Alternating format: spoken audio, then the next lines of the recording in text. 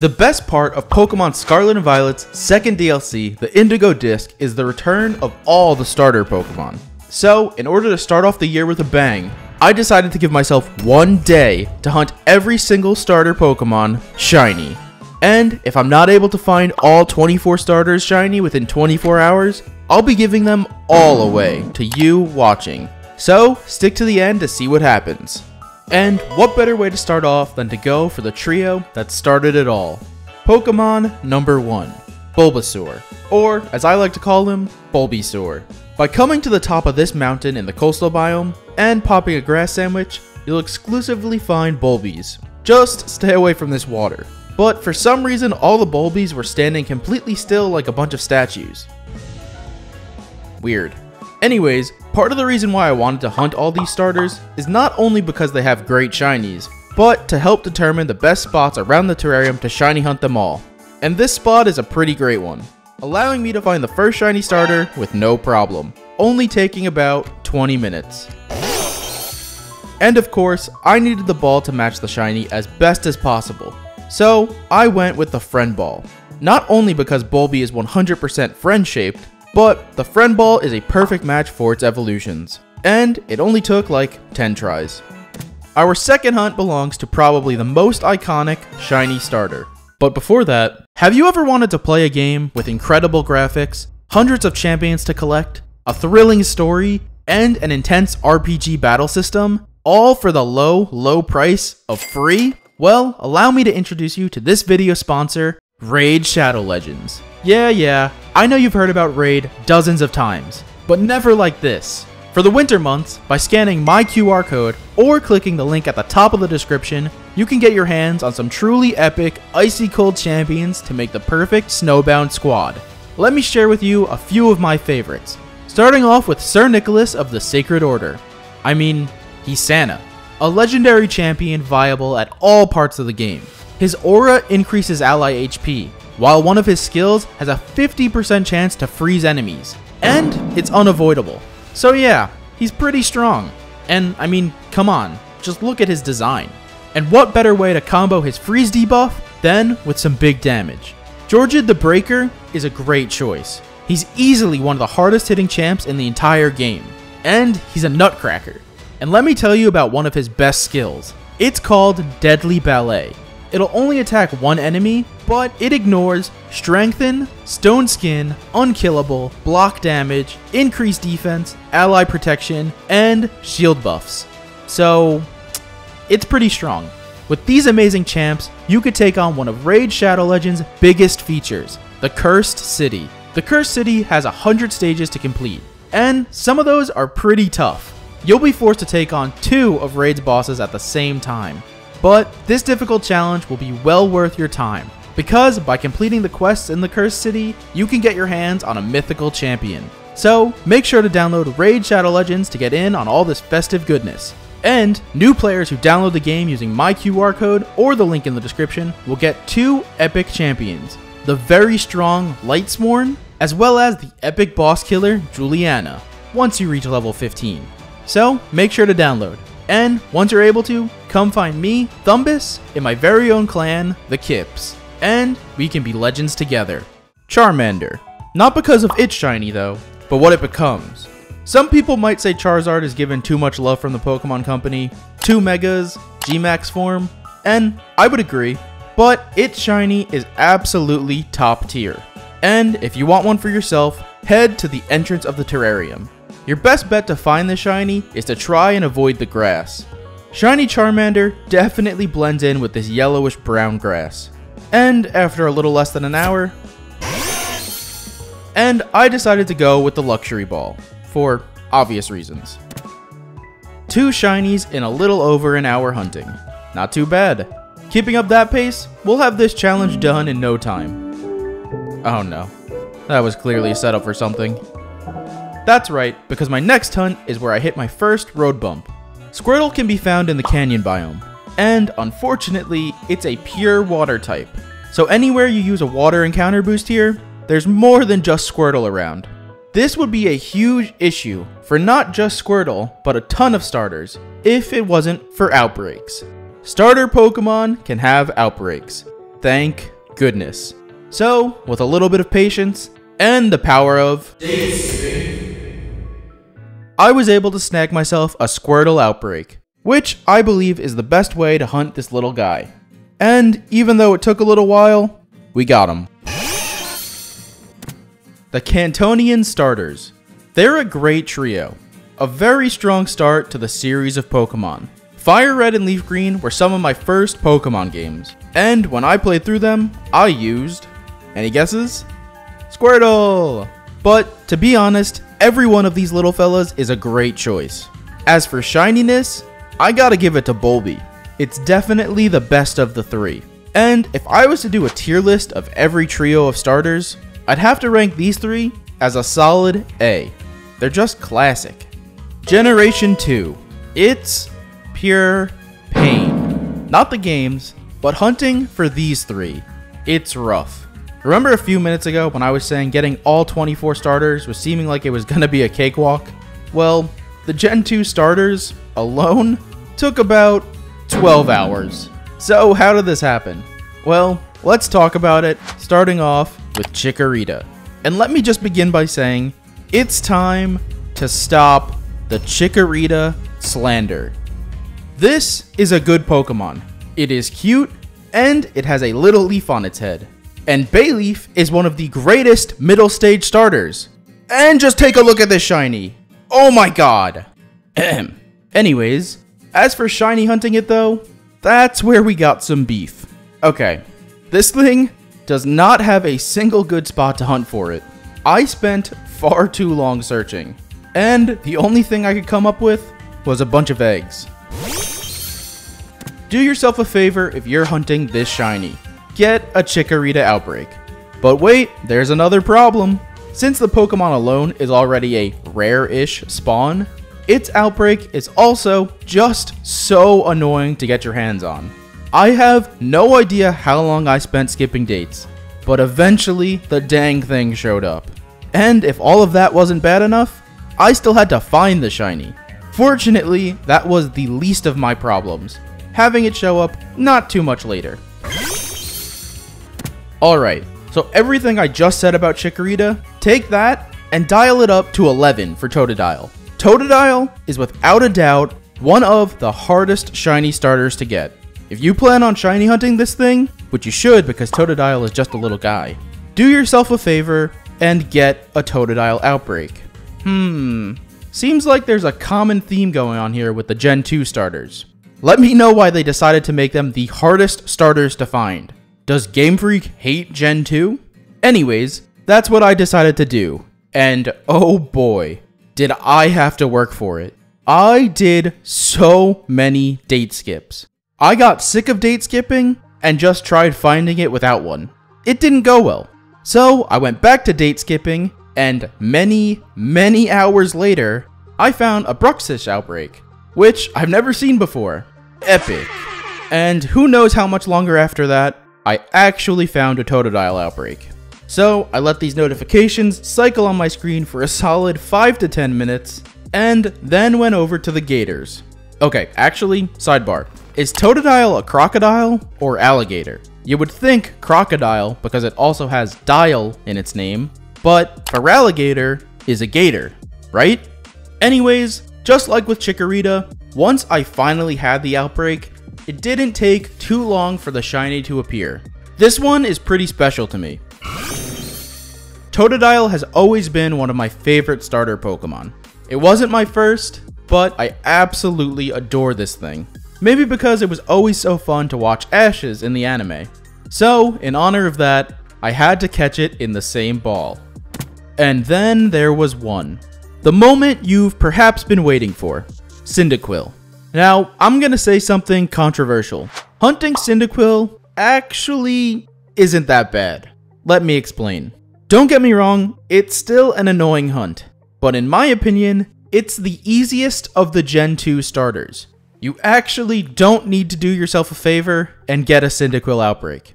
It might help a bit, but the time it takes to find one isn't worth the trouble, in my opinion.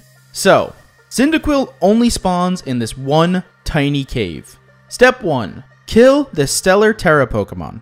Step 2. leave the cave. Now, this is where some people might get confused. If you fly away and come back to the cave, you'll probably only be able to spawn 1 or 2 Cyndaquil at a time. But the reason for this is different than why you have the same problem with Chikorita and Totodile. When looking for those two, other grass and water types spawn all around them. But Cyndaquil is the only fire type here. So all you have to do is stay far enough away from the cave so more Cyndaquil spawn. And in order to do that, you just need to ride around outside the entrance. You'll see plenty of other Pokemon spawning in. So just stay close to the cave and despawn the Pokemon that are outside. It takes some getting used to, but doing this, I was able to get a bunch of Cyndaquil to spawn much more consistently. Now, this hunt was still a tough one, and took a fair bit of time, but at least I felt like I was making progress by doing this, as opposed to date skipping for hours and hours. And eventually, the baby. So, all the Generation 2 starters together. Just like with Gen 1, I went water and used Totodile. And, in my opinion, Totodile also has the best shiny of these three. But putting this trio onto the starter tier list, that's where I have some trouble. I love them all so much. I think they're better than the Gen 1 starters. But, and that's a big but, I can't put them into S tier. I think they're at the top of A, just missing out on S. 2 generations down so far. Let me know in the comments which of these shiny starters you'd want. You know, if I end up having to give them all away. Generation 3. My first gen. With possibly the best starters. Am I biased? No. Fortunately, after the pain and suffering of the Gen 2 starters, Gen 3 is literally so free. Starting with Trico. Head on over to this area on the map. This spot is actually an homage to the nature preserve from Black 2 and White 2, which is actually really cool. I love when they add stuff like this, especially considering Black 2, White 2 are some, if not the best Pokemon games. And it's inhabited by everyone's favorite green gecko. So just pop a grass Sammy, and they start showing up all over. Oh, well that was easy. These hunts were supposed to be free, but not that free. Moving on, head on over to Drayton's trial area. After scaling this mountain, there's a cave you'll see. Avoid all these monkeys and bunnies, because we'll be coming back for them later. Head inside, and there will be a ton of chicken. Similarly to the Cyndaquil hunt, kill this Terra Pokemon. But unlike Cyndaquil, there are so many Torchic in here. So all you have to do is run outside the cave, then run back in, and then tuck yourself into this corner. Then they just start popping out. And again, the game must have felt pretty bad for how long the Gen 2 starters took, because the inverse colored chicken showed up very quickly for me. I don't know if this is a hot take, but I actually really like this shiny. I think it looks so good. And finally, the greatest starter of all time. It should be no surprise to anyone who has watched me before, but for those of you that don't know, Mudkip was my very first Pokemon ever. So I love it more than anything. And just like the other 2 starters of Gen 3, it's really simple to find. Head back to the same mountain where you can find Bulbasaur, but instead, head inside the cave system. With a water encounter boost, you get an isolated spawn of the Kips. And it was only a matter of time before the perfect purple Pokemon showed up. Literally perfection. Now, the Master Ball does match this shiny pretty good, so... no, I can't. Gen 3 really gave me no problem at all. These, by far, were the 3 fastest hunts of this challenge so far. I found all 3 of these shinies in about 45 minutes. Not too shabby. Now obviously, as I already mentioned, Mudkip was my very first Pokemon ever. So, that was my starter for Pokemon Sapphire. As for shininess, it hurts me to say, but Mudkip does not have the best shiny. That glory goes to our boy, Trico. Seriously, they did not have to go this hard with this shiny. Oh my goodness, it looks amazing.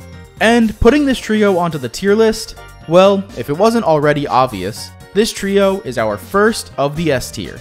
Having Mudkip alone makes them S tier, but having the incredible Torchic and Trico alongside it, yeah, it doesn't get much better than that. And no, I am not being biased. Yes, I am. The Sinnoh starters. They begin with our second turtle starter, which isn't a lot, but it's weird that it happened twice. Now, I just so happen to have a Turtwig outbreak on my map, thanks to all the previous date skipping I had done.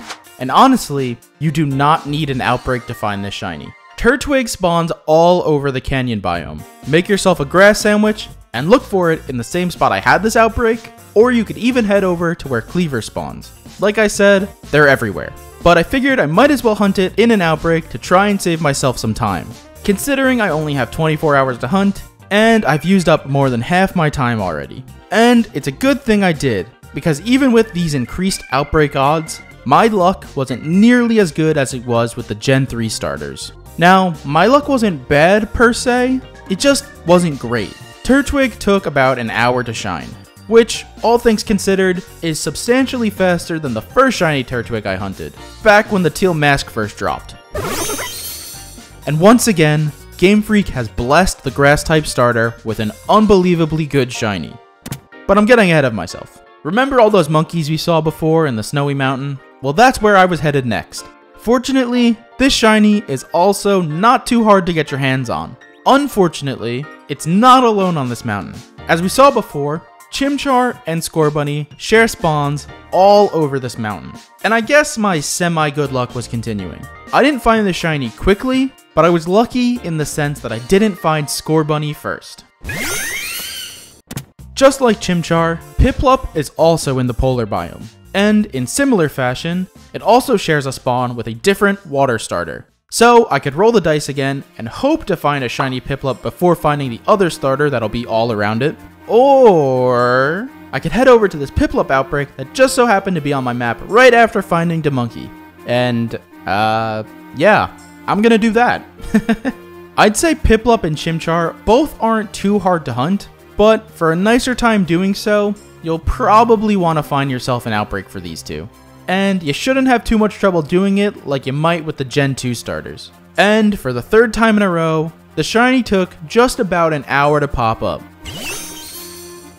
So, now halfway through the challenge, how much time does that leave us with? Oh god.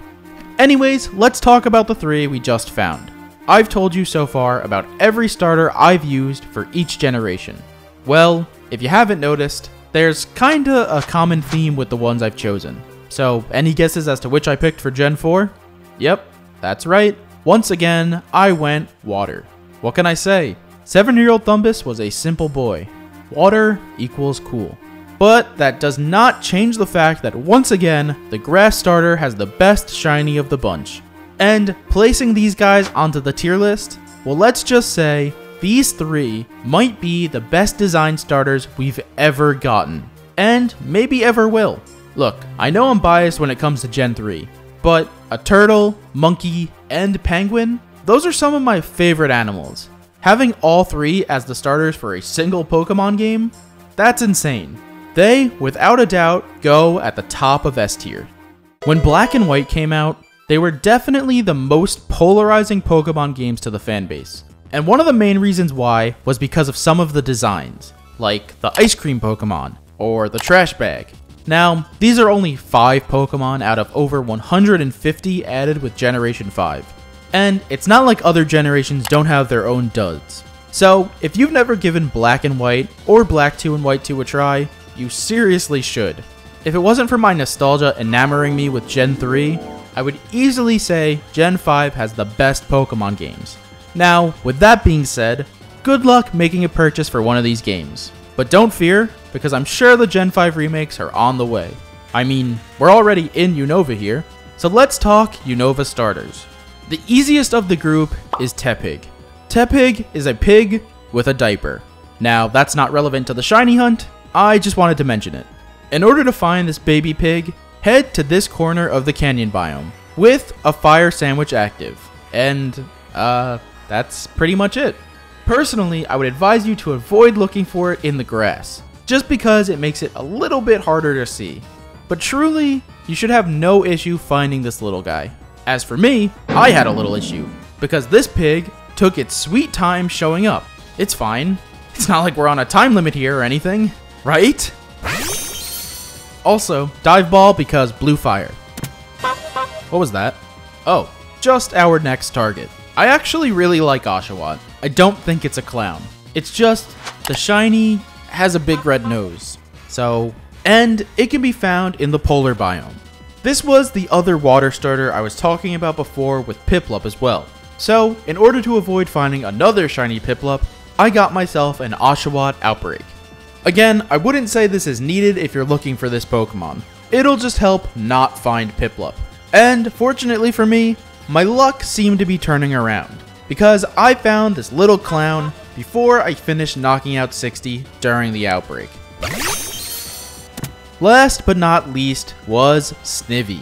Now, I'm gonna be honest with you guys. The next chunk of grass starters I found with outbreaks. Not necessarily because I think you need an outbreak for them, but I just had them because of all the date skipping I had already done.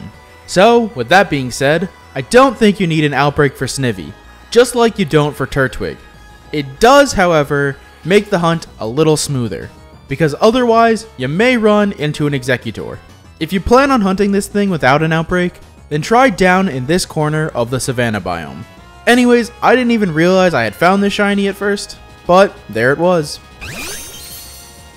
Okay, so remember how I was saying a lot of people don't like the designs of Gen 5 Pokemon? Well, I don't know if this is considered a hot take, and forgive me because I might sound like a bit of a hypocrite, but I think the Gen 5 starters are the weakest trio of starters that we've caught so far. I by no means dislike these Pokemon. They just don't have the same feel to me as the previous 4 gens. So with that being said, I have to put this trio into the C tier. Also, I picked Oshawott as my starter, big surprise, and the grass starter has the best shiny.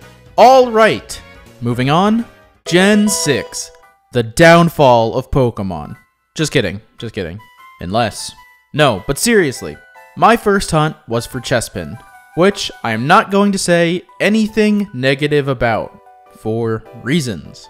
I honestly don't even know what biome Chespin is supposed to spawn in, because once again, I had a grass starter outbreak. And you may be asking yourself, what do you mean you don't know what biome it's in? Where was the outbreak? And I'm glad you asked. You did ask, right? Because this outbreak was in the Chargestone Cavern. And for the 3rd time in a row, this outbreak was 1000% unnecessary. If you have an encounter grass boost, Chespin is literally the only thing that spawns down here. So, go nuts. Get it? Because it's like a chestnut. Speaking of chestnuts, Chespin Shiny is what you might consider chestnut colored. Or maroon. Or red. Who knows? And although it's not the craziest change, and the first grass starter in like 4 gens that didn't become a teal color when shiny, I kind of vibe with this color scheme. But what I really vibe with is Fennekin Shiny. If you don't know what it looks like, hold on to your socks. This shiny came down to the wire too, appearing literally 1 second before my sandwich boost ended. And holy guacamole. It's wow. I was able to find this shiny pretty easily too, because I had a Fennekin outbreak. And if you want this incredible shiny, you should probably get an outbreak too. And for the final piece of the Gen 6 puzzle, we have the frog. With a water boost, right outside the Coastal Plaza, you have yourself an isolated spawn of Froakie. I also discovered that this hunt might be the easiest of all 24 starters, because if you go within the plaza's boundary, all Pokemon despawn. So you can simply just run in and out of the boundaries until you get the brighter frog to appear, which happened for me after 20 minutes. And just like Charmander so long ago, I caught Froakie in a luxury ball, for obvious reasons. The Kalos starters. For the first time ever, if it wasn't already glaringly obvious, I actually think the fire starter got the best shiny of the trio. And you guys won't believe which starter I chose when I played Pokemon X and Y for the very first time. Froakie. It was Froakie. Duh. Okay, so this trio. Man, they're a hard bunch to rank. Now, all my rankings thus far are based solely on the starter Pokemon. I'm not taking their middle or final evolutions into account whatsoever. And for those reasons, I rank the Gen 6 starters into the B tier. When Gen 6 was first announced, I absolutely hated all 3 of these starters. I'm not really sure why, but they've definitely grown on me much more. That being said, Fennekin and Froakie are obviously the standouts here. I'm sorry, Chespin fans. I don't like Chespin. And to all the Gen 6 stands out there, be happy I'm only ranking them based on their first forms. Because if I wasn't, they would be much lower. Because Chestnut and Delphox are abominations to the Pokemon world. If these things were real, it'd be on site. Alola, you see, that means hello, and it's also the next set of starters we're hunting. Rowlet might be the most distinguished gentleman in all of Pokemon. It literally wears a bow tie. You don't get much more fancy than that. Unfortunately, it also shares a spawn with most other grass types here. So, you might actually want an outbreak for this grass starter. Now, I have a little confession. I attempted to find Rowlet much earlier than a bunch of other starters during this challenge. An outbreak for it popped up, so I figured, what the heck. But, obviously, I wasn't supposed to be there because their bodyguard came at me. Hello? This Rhyhorn seriously came out of nowhere. I'm pretty lucky it didn't despawn on me. Anyways, I eventually went to a different Rowlet outbreak to find the Toothpaste Owl. This hunt had me a bit worried though. Rowlet Shiny is very obviously noticeable, but I was concerned with it blending in with the grass. Something that has happened to me before. I truly did not need to stress over this though, because as soon as it appeared, I was on it. After, I went searching for the lit kitten. In my initial playthrough of the Indigo Disk, I accidentally stumbled upon this amazing shiny cat. This time, when I was actually trying to find it, I wasn't so lucky. Right outside the Canyon Biome Plaza, with a fire boost, there's only Litten. What's a little tough about this spot though, is that you're kinda a little too close to where they spawn. So, sometimes not that many spawn in. In order to make up for this, I just kept riding back and forth from one side of the plaza to the other. I must have done this for quite some time though, because I began to get a bit frustrated, and ended up finding a different spot to look for this albino cat, right by the cleaver spawns. I searched for a little bit here, and my luck finding this cat was much better. And of course, for this white shiny, there really is no better ball to use than the Premier Ball. One chance, one opportunity, gotta make this count. Shoot. There is a backup ball though. The Timer Ball also matches the color scheme very well, and possibly even better if you decide to evolve this thing into Incineroar. I don't know why anyone would want to do that, but hey, to each their own. Our final stop for Alola is very fittingly at the beach. Popplio is a very goofy little guy, and its spawn is isolated on this beach. That's about it. It has the most subtle shiny of the 3 Gen 7 starters, but you'll still be able to notice it. I almost failed this shiny because I was flying to despawn them. Thank goodness I was able to stop myself. And I found a female shiny Popplio, which is even luckier. So, of these 3 starters, which do you think I chose? The first 6 generations of Pokemon, I picked water. So yes, that's right, I went with Popplio Rowlet. That's right, for the first time ever, in all my years playing Pokemon, I didn't choose the water starter. Rowlet is such an amazing Pokemon. One of my favorite starters of all time. And its shiny is so good. It's a real toss-up between Rowlet and Litten for which Gen 7 starter has the best shiny. Sorry, Popplio. And maybe I'm biased, but I'm gonna give the award to Rowlet. It's very close though.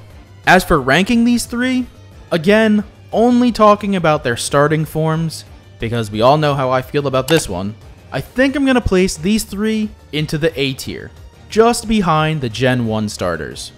Our first hunt of the final set of starters is in the exact same place as our last hunt was. Maybe not as fitting a setting, but the grass monkey spawns all over this beach.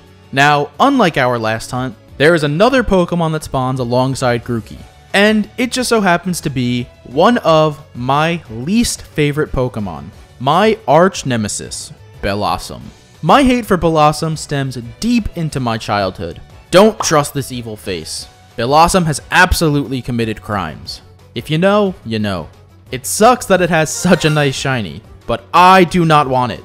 And fortunately, I didn't have to worry, because the shiny monkey showed up pretty quickly. Also, this is the second monkey starter. Next on the list was one of my least favorite starter Pokemon. I mean, come on. It's literally just the Trix Rabbit. And nobody likes that guy either. Now, we've come this far without finding any duplicate shiny starters. So, I figured it would be best to get a Scorbunny Outbreak. And one showed up not too long later. Seriously, the only starter outbreaks that are hard to find are the Gen 2 starters.